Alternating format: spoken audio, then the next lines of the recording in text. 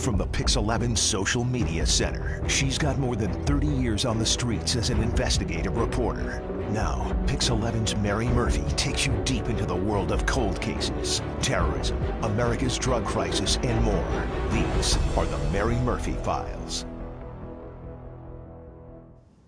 Good evening and welcome to the Mary Murphy Files on Pix 11 Facebook Live. I have members of George Roscoe's family with me tonight, and they have some backstory. It's been nearly 30 years since Mr. Roscoe was killed on his way into work at Hunter College on Lexington Avenue.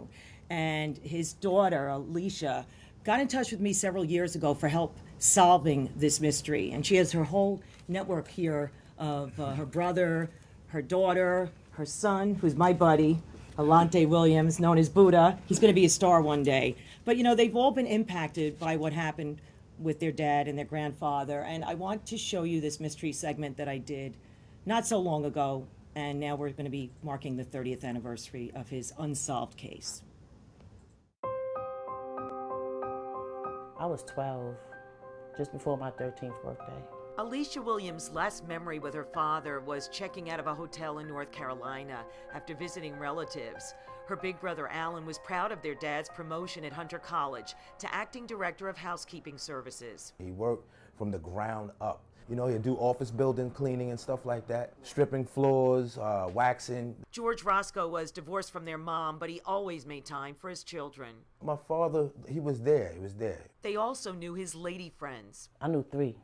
I knew Pansy, he was staying with her. But Alan Roscoe recalls in July 1989, his father was engaged to another woman. They actually brought a brownstone, him and Madeline. George Roscoe may also have had career rivals. He was getting like death threats, getting letters. You're a dead man. On July 12, 1989, George Roscoe was just arriving here at Hunter College for work around 7:30 in the morning to this courtyard when a woman who had been lurking in the area for about an hour, wearing sunglasses and a dark wig, suddenly started chasing him and shooting, yelling out, "You lying mother." A mortally wounded Roscoe ran through the double glass doors into the college and locked himself in the bathroom. The killer had disappeared into the 68th Street subway station on the corner of Lexington Avenue. And when she fled the scene, she left behind sunglasses and an afro wig. Transit cops quickly stopped a downtown number 6 train in Grand Central Station, hoping to catch the killer.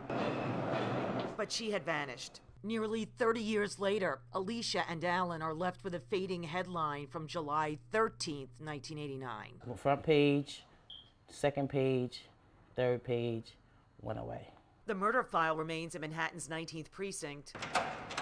We found Roscoe's former girlfriend, Pansy Clayton, still living in the Bronx, and mentioned his now adult children. They are very upset because they never found out who killed their father. I don't know either. You don't know who wanted George Roscoe dead? I don't know. You don't know who the lady in the wig was?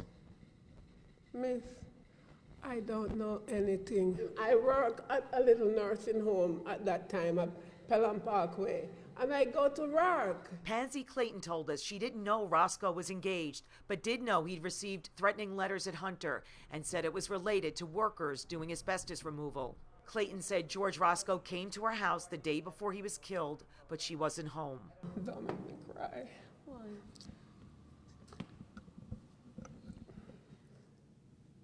It bothered me until one time I have to go and see the psychiatrist. Because I don't know what happened. And it was so sudden. Let that cook for a little while, you know? Alan Roscoe, who now works at Kings County Hospital, remains close to his sister and her 4 children. The 2 siblings want the case solved. I've been looking for answers since my father been gone. Well, nobody deserves to die. You know, people go to extremes, you know, with their feelings. I'm Mary Murphy, Pix 11 News. Still unsolved nearly 30 years later. Alicia, I want to start with you because you've kept in touch with me. You asked for our help. You've spoken to detectives, but apparently there's something wrong with the evidence. In fact, someone wrote here, his name is Ari, if they have the wig, why don't they have the killer? That was my question too. At the time, when I thought that they had Wig. the wig, but apparently there's no evidence. So I guess this is the problem that everybody's having. They don't have the wig right now? Yeah, they don't have the wig. And when did you find that out? Probably like 2 weeks ago. About 2 weeks ago, I found that out. And what was your reaction to that? I was upset. I was crying. It hurts my heart because it's like, I just don't understand how they just, all these years, you've been saying that you had this stuff and now all of a sudden it got destroyed or whatever the case is. It's like, it's not right. I'm not going to rest until I need answers. Okay, now, Alan, it was your dad, and you said that you heard something had happened to the evidence because of Mother Nature, a storm. Right. The last I spoke to the detective, I forgot his name, but the detective that took the case on, he said to me on the phone that the evidence may have been destroyed during Sandy. During Superstorm Sandy. Superstorm Sandy, and there's a possibility that they may not be able to recover it. So I mean, at this point, I'm like, well, where do you go from here? With this case now that you don't have any evidence? Well, there was the wig, there were sunglasses, and your father's briefcase. Briefcase, right? But I also wanted to know, there's other things that are in evidence. Like, for instance, the bullets that they took out of him. Where's that stuff at? You know what I'm saying? How many times was your dad shot? I think he was shot about 3 times. Right. Don't quote me, but I'm just saying, I know he's twice maybe, and I think in the chest and one in the back. Yeah. So these are the questions that we have. We're like, well, where's all of this stuff at? Like, all of this stuff has just disappeared. And you were 19 when this happened, just turned 19. I just turned 19, June 21st, and my father was murdered July 12th, 1989.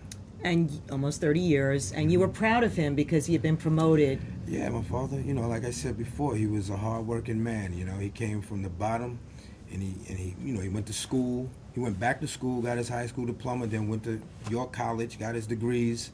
I think he was at his bachelor's working on his master's. Yeah. Alicia, you were 12, almost 13, and you had been with your dad on a trip to see family just that same week, right? Yeah, the day before we came back. We came back July 11th, and he actually was supposed to, he wasn't even supposed to go to work that day. He just went in early because he loved his job and was back, he didn't want to get backed up on, paperwork. That's the picture of you at the hotel in North Carolina. So that was literally a day or so before your dad was killed. Yeah, literally.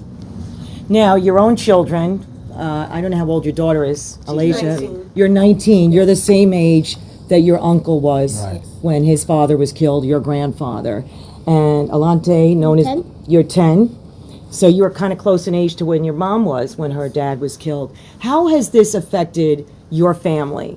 You never knew your grandfather, but you see the impact, what it did to your mom and your uncle. What do you know about what happened? I know a few things. I don't know, You should sit up more. I don't Yeah, but know. you hear from your mom about your grandfather and the nice things about him, right? To Yeah. find out what happened to him. Yeah, and you see your mom sad sometimes. Yeah. How about you, Alicia? It hurts knowing, seeing everything that my family has been through and is going through right now. I see a lot of people with their grandparents, and I just sit there and just watch. I just wish that he was here, so maybe we could have had some type of, bond and do grandchildren and what they do with each other. Yeah. Now, you heard from one of your father's girlfriends during this piece. You're getting upset seeing the photos now, Alicia? Even all I'm this... just upset. Yeah. What are you most upset about, the investigation status, or just that it's going to be a significant anniversary this year, or... Everything. Just going through this over and over again. Yet you reached out to us, you wanted to have attention for the case again. Yeah. You I need it. called me, you said, Mary, you have to do another story. Yeah, I begged you. Why did you beg me? Because I know if anybody can get answers, you can. As far as helping me, giving me exposure and stuff like that. I mean, there could be answers anywhere, out of state, out of the country. We have people that watch us from the Caribbean. Yeah, exactly. You never know. And I know at least one of your dad's girlfriends was from Jamaica, West Indies. And how about the other girlfriends? They was from, one was from Puerto Rico, and then the other one, Madeline, which I don't know what happened to her. She was working at, she's the one that he was engaged to. She was working at Hunter College, but I cannot remember her last name. But they had bought some real estate together. Exactly. So do you think that might have been a problem, that he got into a business deal or real estate that's deal? what I'm saying. He had a condo in the Bronx. It was a co-op or a condo? He had a condo. He had an apartment complex, like maybe a 15 apartment complex. Oh, that he owned. That he acquired. Yeah. So, he was, like I said, he was establishing himself, and With rental properties. With rental properties, you know what I'm saying, and then with the job, and then the new marriage and all of this, type of stuff. But like you said, it just happened so. Like my sister said, it happened so fast. Like him being taken away like that. Like it's just a big question mark. Like why? Like we really want to know who and why. Not knowing, they say, is always the worst part. Yeah. You're not having that final answer. Right. I don't want to be. I don't want to die and not know. Yeah. Mm-hmm. I don't want to be. I don't want to be. God forbid if I die and my sister's here and she finds out and I'm not around to find out what happened. So it's kind of like the truth will set you free. Exactly. That's exactly. I need closure. Yeah. Now, you hear the different theories, but when you hear that it was a woman dressed in a disguise and she yelled, "You lying mother," does it sound like it was a girlfriend or ex-girlfriend that was mad? That's what it sounds like. Like, if they didn't say "you lying mother," it could have been a man in sunglasses or something. You know what I'm saying? But at this point, it had to be like a lover or something. I'm saying it had to be an ex-girlfriend or something. It had to be. Right. Because what else would he be lying about? Have you been able to speak to any of his girlfriends and ask them if they had information that would help? No. Once he passed, that was it. We haven't heard from You didn't hear from any of the girlfriends? You know what? I heard from Madeline one time. And she took me out to South Street Seaport. But then after that, once he got buried, and because we did the funeral and stuff in North Carolina, my grandfather, when he was alive, he didn't want nothing up here. He wanted to bury him in North Carolina. Right. I was with her one time. She invited me to Hunter College. Madeline did. Madeline, yeah. The president, I think the president or the CEO of Essen Magazine was doing like a seminar there. So she invited me up to come, sit in and watch the show or whatever. Right. So she tried to do something kind. But Does it that, bother we you to haven't hear heard the from stories of the different female friends that he had, or you just focus on him as a father? Yeah, I just Yeah, we focus focus on on him as a father. I mean, what he did on his personal life was his business, But like I said, as far as I just think the paper and the media try to exploit that, like the women and all of this other stuff, just to diverge us from what probably really happened. You know what I'm saying? Because like I tell my sister, she thinks one way. She thinks someone had something to do with it. I think something else. I think it's probably more with the job than anything. You had said people were resentful that he got promoted. Right, because he was getting death threats. He was getting letters. And He showed you the letters, Yeah, he right? showed me the letters. And I remember he showed me. And then I remember one time he showed his friends. Because we used, in our old neighborhood, he used to come around and he talked with his buddies or whatever. And they would talk about it. And he showed them also. And What did they say, They the told threats? him. They told my father he needs to take it to the police. I believe he did, though. But he didn't take it serious. To me, I mean, he probably did, but he was just, trying to just living his life. What did the threats say? You're a dead man, like you're dead. You're a dead man. You're a dead man. And did they use like little cutouts from the Right, magazines? from like a mystery movie. So you couldn't see the handwriting. Right, you couldn't see the handwriting. So that's what leads me to believe that it's more than a girlfriend. Girlfriend, Unless that was used as a cover. Could be. You don't know, right? You think differently. I definitely do think different, because if it was something like what he's saying, the lying mother and all that stuff, it was my father. It was like he was a Rolling Stone. I mean, some people will. You know what I'm saying? He was a Rolling Stone. He liked women. He was, and He may have crossed somebody. he Who crossed the knows? wrong one. Unfortunately, it's reality. Well, But see, at the end of the day, though, his murder needs to be solved. Anyone has been No killed. one deserves Right. to be killed. Killed. No. Right. We want to talk about something positive, though. I met the guy we call Buddha, but your professional name, your real name is Elante. Elante Williams. And how old are you? I'm 10 years old. Okay, now we can't give out too much stuff in advance, but you're going to be a movie star, is that correct? Yes. Right, are you excited? Yeah. And who had you on media first when you were little? You. Me. So I'm always going to be special to you, right? So I thank you all. I thank you for coming in, and I wish you good luck, Malaysia. And I hope that you'll get some answers, Alicia and Alan. Really nice family. You work at Kings County Hospital, Yes, yes. and you've been there a long time. And I know you come from a very solid family. So I really, really hope that you get the answers that you hope for. And one thing I will say is that some of my mysteries have been solved. Yeah, I The know. power of the media and the power of social media. Yes. If you, as we close tonight, Alicia, if you could send out a message to someone out there watching, what would you say? Know something, say something. Get in contact with me. Like, I just need that. I need closure. I need to know. I need to know. Simple. Yeah.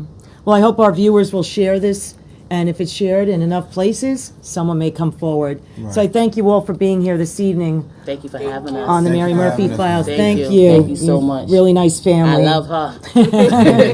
Thank you. I really appreciate how kind you are to me. You all are. So I thank our viewers for being here this evening. And if you know anything, please get in touch with either us or obviously the NYPD.